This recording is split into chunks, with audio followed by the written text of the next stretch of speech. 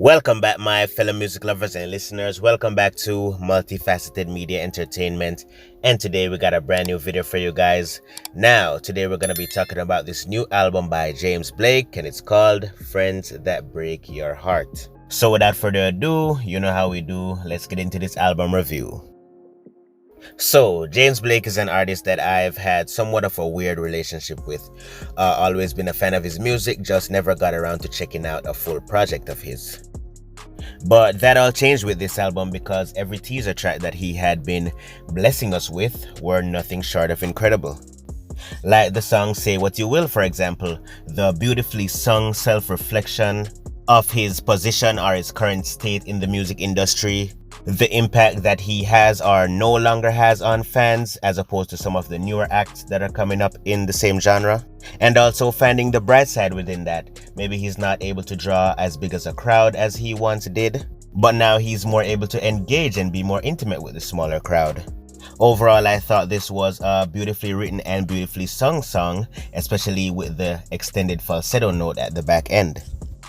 He also teased us with the song Life Is Not the Same, which is a heartbreaking breakup song about how you can basically give out your all to somebody and still not be enough, as he reflects on the relationship that he once had with this person, now with this person being extremely far away. And this song is honestly one of the best songs of the year. Every note is hit perfectly. James Blake's vocal timbre is incredible. The way he switches from falsetto into vibrato is incredible. And in my view, this song is nothing short of perfection. So you can tell that with two incredible teaser tracks like this, I was extremely excited for this album. Then he dropped another incredible track in the form of Famous Last Words, which is the opening track to this project. And this song is basically a depiction of him struggling to let go of a relationship, struggling to let go of the memories of a person that he knows that will mean him no good in the long run. And this song is just as beautiful, it's just as incredible, it's eerie, it's spacious. It gives the instrumental just enough time to breathe so you can soak up everything that he's saying. And it's as beautifully sung as well. So at this point, James Blake was definitely on a streak. But as it relates to new tracks on the project, we have the song Coming Back featuring SZA, a track that I was really excited for given that I've been a fan of a lot of SZA's work. And this song starts off pretty good with a great vocal performance by James and a great beat. I think, however, though, that the track kinda devolves a little bit when SZA comes in, as the beat has to kinda switch up to match her style a little bit, which I think hurts the overall track ever so slightly because I think that portion of the beat is just a little bit less interesting. Still a pretty good track though in my opinion, as James and SZA do share some decent chemistry on the track, especially towards the back end. And it's basically a relationship track with both of them sharing opposing views, as James is the one apologizing, trying to set back the relationship the way it was, with SZA attacking things from the opposite angle or perspective. Song Funeral seems to be one big double entendre because what can be interpreted as him singing to a past lover can also be interpreted as him singing to the music industry and how he feels like he's no longer as connected with it as he once was. And this is another beautifully sung track in my opinion, as James reaches as low in his vocal timbre as he possibly can, without sacrificing the integrity of his voice, I might add. But yeah, this is another great track, definitely the most somber and slowest song on the project too.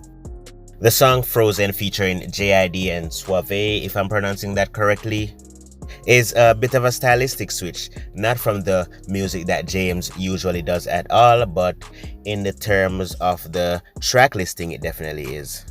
So much so that it kind of felt a little out of place for me. Definitely not a bad song, I actually enjoyed it quite a bit, especially JID's verse. Suave's verse was pretty good too, except it kind of went on a little bit too long in my opinion.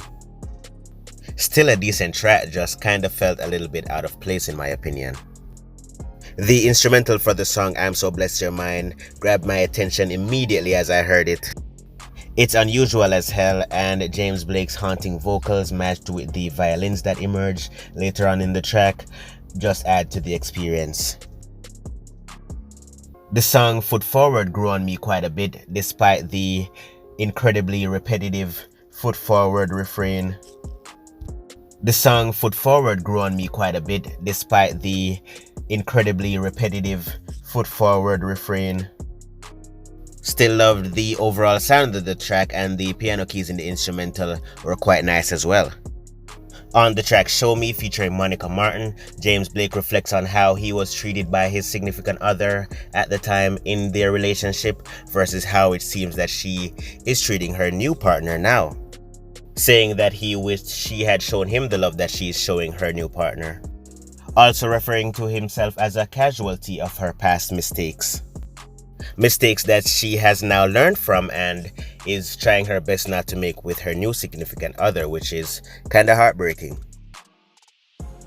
The song Lost Angel Nights on the surface seems to be another relationship track as well, but if you dig a little bit deeper into the lyrics, you can see that he is also kind of making reference to the music industry, as he sings, as he's been losing his place, in his place 1,000 imitations rose up.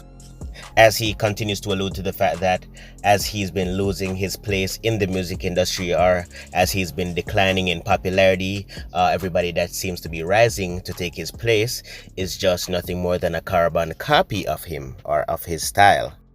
The title track, Friends That Broke My Heart, is another beautifully sung ballad, as he sings that even though he has been through a lot of relationships in his life, in the end it just turned out to be friends that broke his heart, and that there's nothing in life that really prepares you for the trauma that brings.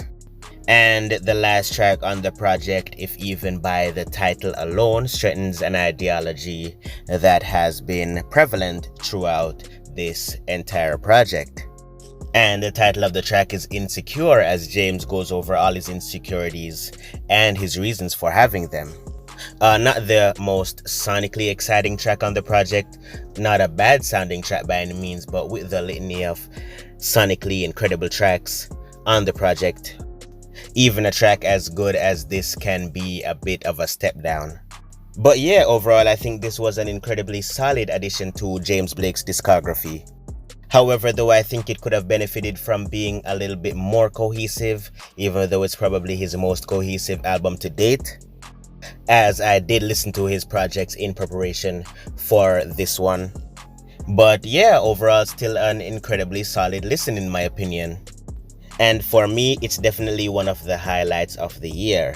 And that's why I'm gonna give James Blake's Friends That Break Your Heart an 8.5 out of 10. But what do you guys think about the album? Please let me know in the comment section below. What was your favorite track? What was your least favorite? Hit the like button, the subscribe button, hit the notification bell so you keep getting notified whenever a new video drops on the channel. Once again, this has been Multifaceted Media, signing out.